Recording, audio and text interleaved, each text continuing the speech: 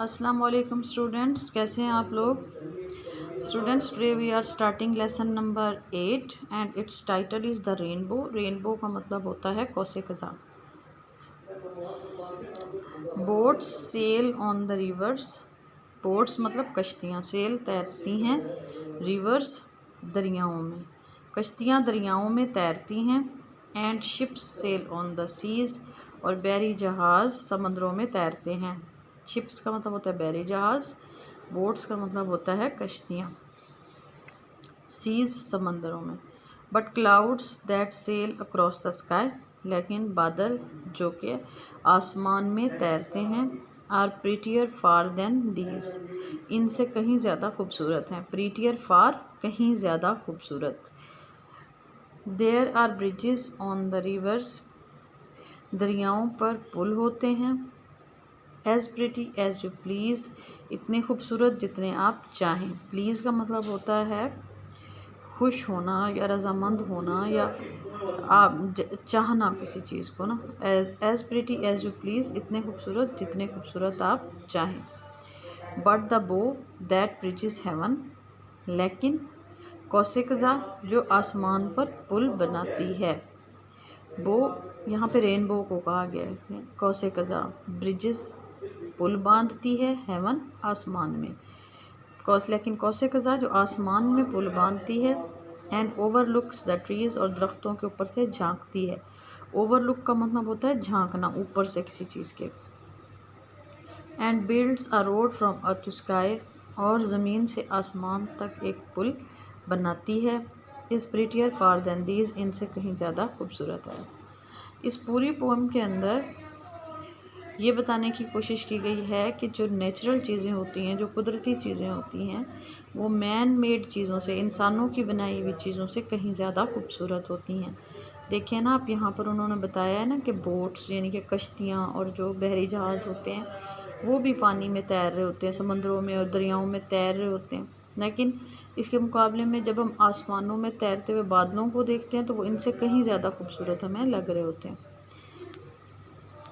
ये जो प्रीटियर है ये सेकंड डिग्री है, तो इसका मतलब होता है ज़्यादा खूबसूरत, यानी कि ज़्यादा। जब कंपैरिजन करते हैं ना तो फिर हम ये सेकंड डिग्री यूज़ करते हैं एडजेक्टिव की। आगे है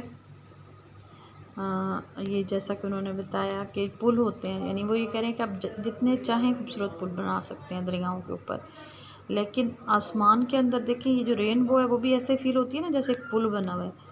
तो जो रेनबो आसमान में एक पुल की तरह से बनी हुई होती है, तो वो कहते हैं कि वो आपकी बनाई हुई, यानी इंसानों की बनाई हुई पुलों से कहीं ज़्यादा खूबसूरत होती है। तो इस पूरी पोएम में ना नेचर की सुपीरियॉरिटी को शो किया गया है। मैन मेड चीज़ों के ऊपर नेचर जो है वो फोकियत रखती है।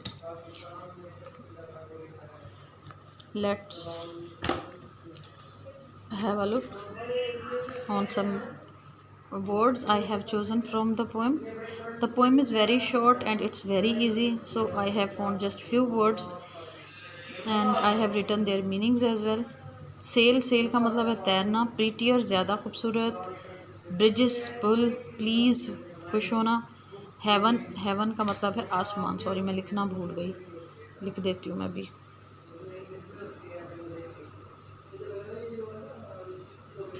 आसमान।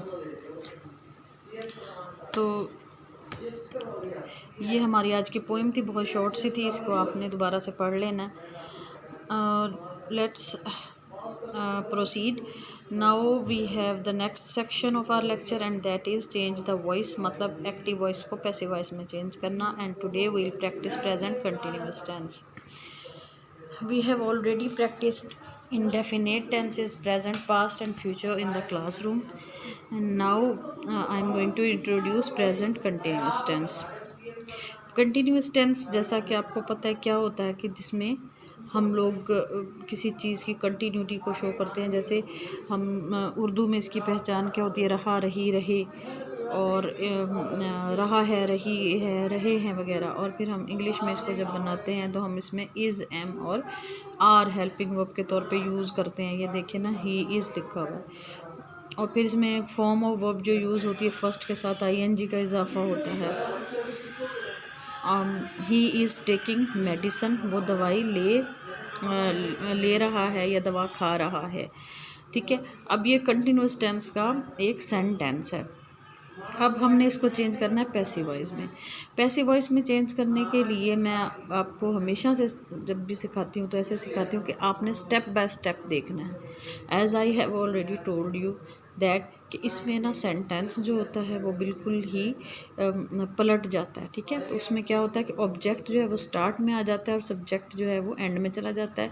और सब्जेक्ट के अंदर अगर प्रोनाउन हो तो उसके कुछ केसेस आते हैं, अगर नाउन हो तो वो एज इट इज़ आ जाता है। अब हर टेंस के पैसिव बनाने के लिए एक अलग मतलब हमें हेल्पिंग वर्ब्स देखने पड़ते हैं। एक चीज़ जो सब में कॉमन है वो है थर्ड फॉर्म ऑफ वर्ब के फॉर्म ऑफ वर्ब थर्ड होती है। दूसरा ये होता है कि ये तकरीबन एक ही पैटर्न होता है कि पलट जाता है सेंटेंस जो होता है, स्टार्ट में ऑब्जेक्ट आ जाता है और एंड में सब्जेक्ट चला जाता है।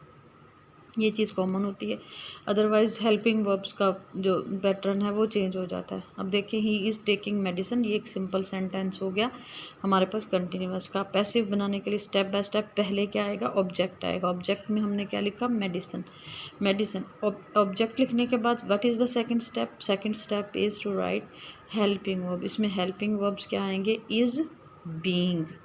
अब यहाँ पे हेल्पिंग वर्ब जो है वो, as I have many times told you in the classroom that we use helping verb according to the object. Now in the beginning now we have object medicine है, तो अब मेडिसन के accordingly हमने helping verb लगाना है, इसलिए मैं is लगाया। अगर यहाँ पर चेयर्स होता तो मैं क्या लगाती, आर। ठीक है, अब सिंगुलर इज़ आएगा, एम आएगा या आर आएगा। Now it depends on the helping object जो कि हम स्टार्ट में लगा चुके हैं। अब हमने ये नहीं देखना कि ऊपर ही है।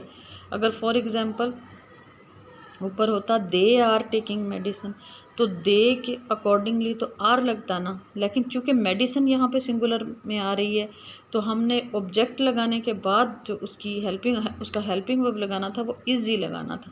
ये नहीं करना था कि ऊपर दे आर लिखा हुआ है तो हम भी नीचे मेडिसिन आर लिख दें, नहीं। अब हमने हेल्पिंग वर्ब ऑब्जेक्ट के अकॉर्डिंगली लगाना है। ठीक है ना, मेडिसिन इज़, फिर हमने आगे लगा देना है बीइंग। कॉन्टीन्यूअस टेंस को जब पैसिव में चेंज करते हैं तो बीइंग भी आता है हेल्पिंग वर्ब के बाद। मेडिसिन इज़ बीइंग, फिर form of verb third as usual, taking किस चीज़ में चेंज हो जाएगा, टेकन में।